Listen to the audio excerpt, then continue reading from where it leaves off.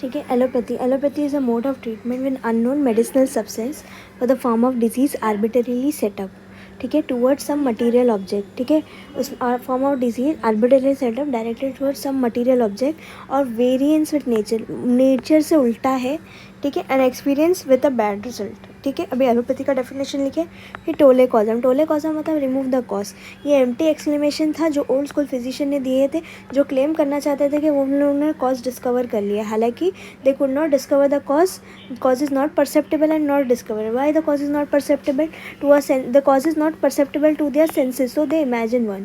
हम survey of normal human body, उन्होंने normal human body anatomy देखे और उसको कंपेयर करे with visible changes in a person who has died, pathological anatomy से, from of comparison of normal physiology with alteration in morbid pathology, normal function of the body को normal physiology को उन्होंने morbid pathology से compare करिए, they drew conclusion of the invisible process. This was regarded as the prima causa morbi according to allopathic medicine.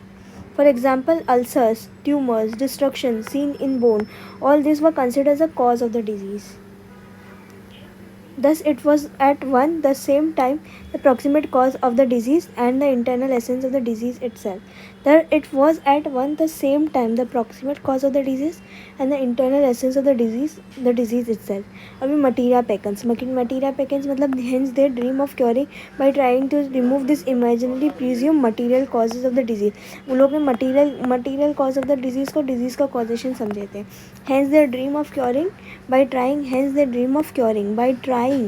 by trying to remove this imaginary presumed material causes, and इसको लोग ने materia पैकेंस term किए थे. Materia पैकेंस में क्या था, bile को evacuate किए थे in cases of bilious fever, emetics दिए थे स्टमक डिरेंजमेंट के. और जब लम्ब्राकॉइड एस्करेट्स की थी, जो पेल चिल्ड्रन था जो रेवेनस अपेटाइट और बेली एक से सफ़र कर रहा था, एनलार्ज एब्डोमेन था, पर तो उनको पर्जिंग दिए थे, परगेटिव्स दिए थे. Lumbricae ascarids in children who are pale face, who suffer from ravenous appetite, bellyache and large abdomen, venesection in cases of hemorrhage, bloodletting and leeches in inflammation. It was believed that by doing so the patient was cured, and that is the treatment directly against the cause of the disease. But this resulted in metastasis. उन्होंने इसकी वजह से क्या हुआ, metastasis हुआ, which was considered as मतलब एक entirely new entity of disease form हो गई थी, और this deranged new disease, but when they were observed वो original malady से और worse थी.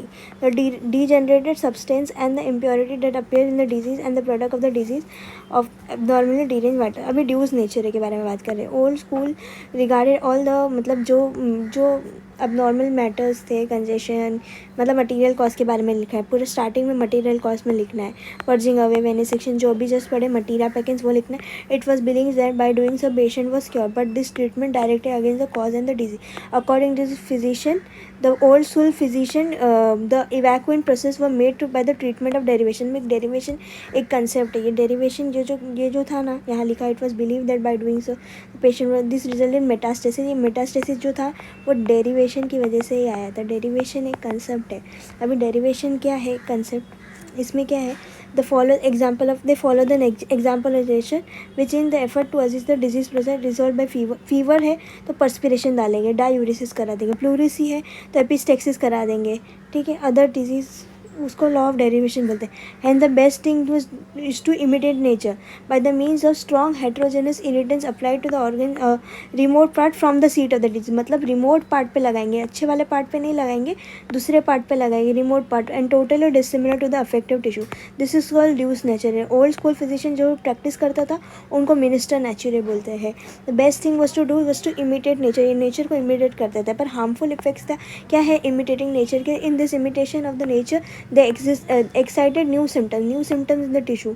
नए सिम्टम लाए उन लोग ने टिश्यू में. That was lease. अभी जो पुरानी डिजीज़ थी लीज डिजीज़, ठीक है, लीज डिजीज़ को मोर डिजीज़ में कन्वर्ट कर दिए. They thought they were drawing away the primary disease. This was done by the diaphoretic blood letting ये वो, ठीक है. अभी थर्ड पॉइंट बहुत, nature cannot bring together the gaping lips of the bone, cannot straighten and adjust the bone broken ends of the bone. Broken end of the bone को nature कभी ठीक कर नहीं सकता. Nature broken end of the bones को ठीक नहीं कर सकता. और गेपिंग लिप्स जो है कोई भी वुंड के वो भी साथ में ला नहीं सकता.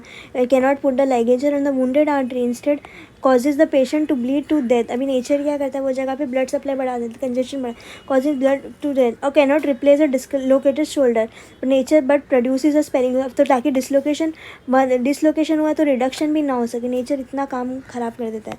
विच destroys the whole eye by suppuration to remove the foreign body from the cornea. Nature नहीं कर सकता, दे मेयरली इमिटेट करता है वाइटल फोर्स को। The unreasoning vital force when left to itself disease is not guided by reason and reflection. No chronic patient has ever recovered permanently by the efforts of nature. No chronic patient has ever recovered permanently by the effort. On the contrary, the original illness is always aggravated. On the contrary, the original illness is always aggravated. ठीक है, the bad recurs. ठीक है, अगर chronic nausea है तो emetic prescribe करते हैं, nausea है पावरफुल एमिटिक्स प्रिस्क्राइब करते हैं। Physician as per the intention of nature use embrocation to inflame glandular swelling. ठीक है, when an abscess is ripe and incision is made to remove the bad morbific matter.